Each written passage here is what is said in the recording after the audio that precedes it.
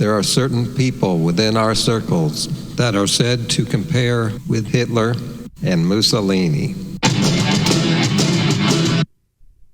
This is Vegan Carburetor back with another video, making a political video every day up until the election. I'm trying to wake vegans up because many vegans don't vote.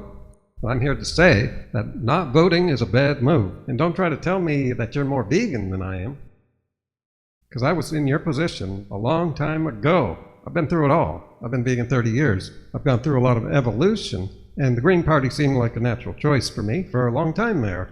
But this year, I've noticed many reasons to not vote for them. Sure, one is that they're not likely to win, and I've noticed that over the past 25 years I've been supporting third parties. One reason to vote for a third party is to send a message, which has not worked in 25 years. I've been doing that, and I've stopped doing that years back. But just in the last few weeks, I now have more reasons for none of us to vote for the Green Party. It's not what it seems, or not what it used to be. It's become grossly corrupted. Check out this clip. Green Party candidate Jill Stein. Dr. Stein, in 2002, you ran for governor of Massachusetts and you lost. In 2004, you ran for state representative in Massachusetts and you lost.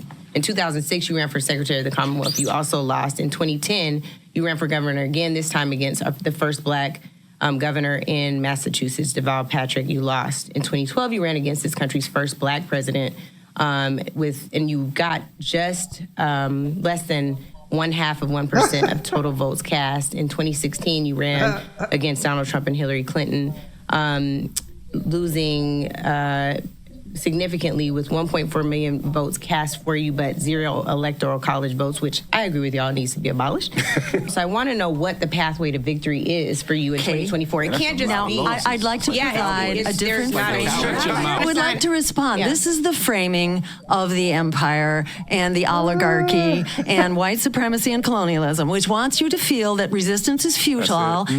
We can still resist by other means without her, and she's a loser. So her argument is BS, political BS. And again, how does resistance have to do with trying to take victory away from the Democrats, hand it to MAGA? And oligarchy and empire.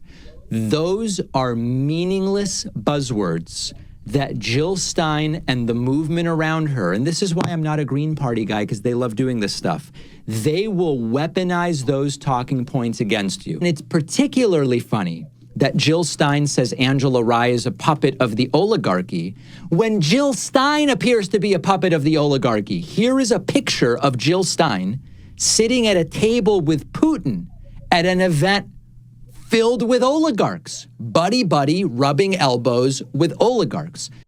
So this is pretty disturbing. It looks like Jill Stein has been sucked into the MAGA cult, and we've seen this with a bunch of other people. It's just so obvious. A lot of people seem to just get into it for the money that you can get off social media, ad revenue. But then there's this Russian corruption. We know they have been trying to mess with our elections. And there she is. Well, what's she doing hanging around with Putin? That's not a good look. Think about it. Maybe she didn't go after him. Maybe Putin came to her. And it's hard to turn down a meeting with a really powerful person. But think about it. Why would Putin want to meet with a member of the Green Party? Yeah, there's one reason I can think of. One reason. Same reason to hack into the political servers so that they can get Trump back into the presidency, which helps Russia. To get what you're trying to achieve. So just for example, Jill can talk about what you can do just from the executive office. Dr. Ware. Yes, ma'am. Thank you. Just for an example, I'd love to know how many voting members in the United States House of Representatives? Oh, well, I remember this a few weeks ago when I found this. This is weird because I got this question right, and she doesn't come close. Now, I can understand the average American not knowing how many people in the House of Representatives. It's 435. I know this stuff because I follow politics. She's been involved in politics for how long now? 10, 20 years? Wait till you hear her answer. They put spies and infiltrators on our campaign. How many voting members? Compare us. That's the same accusation that the Trump campaign uses. I'm not denying that. That does happen. Not illegal. spying. Oh yeah, they call it spying to make it sound bad. It's actually something that any campaign does. It's called opposition research. You research your opponents. That's something I didn't do enough of before I debated Bart. Well, let's try to get an answer out of her that she's avoiding. And infiltrators on our campaign. How many voting members? Compare us. No. Answer the question. How many voting members in the United States House of Representatives, Republican, Democrat, and Independent? How many total? How many total Yes. are there? What is it? 600 some? No, it's 435. Plus. Oh my goodness. Oh my goodness. It is hard to think of a less serious person in a less serious campaign. Which leads me to another big thing. Before I mention that, I want to let you vegans know something I also found out just days ago.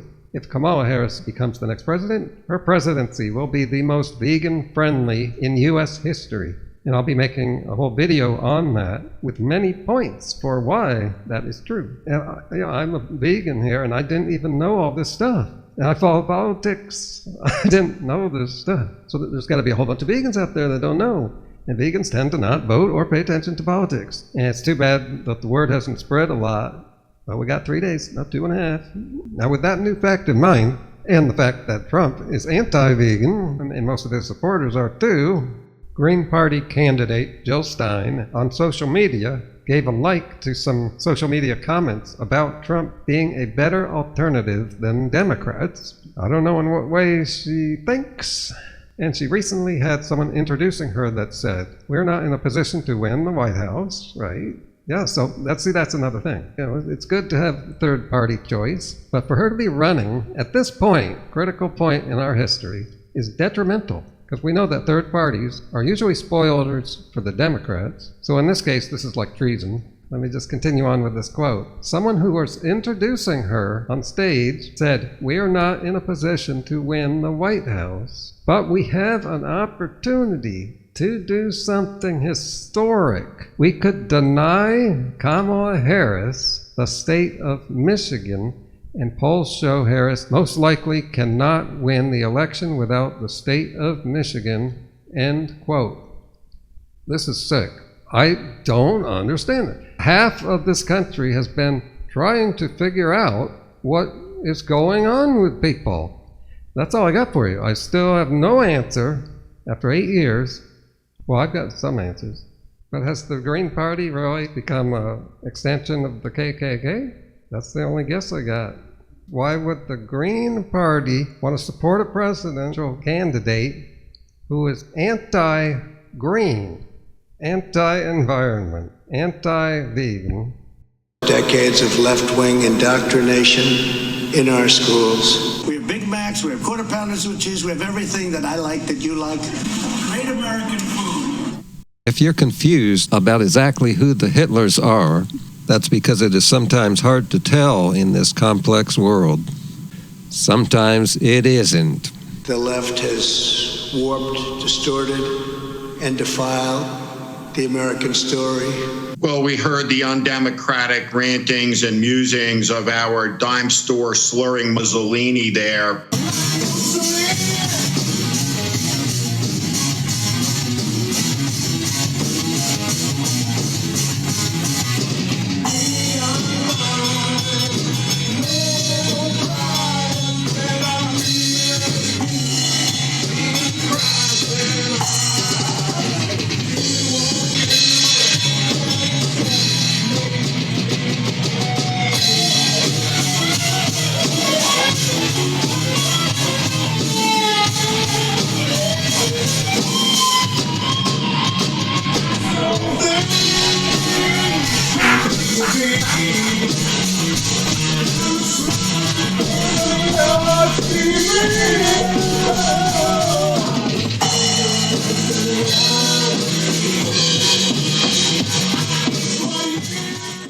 Okay, get the word out, spread this video, thumbs up, leave a comment. And videos coming up, real important one, also something I didn't know about. And so a whole bunch of people probably don't know about this. Trump's plan for increasing the health of Americans We're going to look at that together because there's a lot of stuff I haven't heard yet. I'm going to look at it while making the video to save time because I got so many other videos to do. Another one is the singer of Rush has spoken out about their most popular political song. A few days ago, I covered 2 other of their other political songs they did, and I just found this out a couple days ago.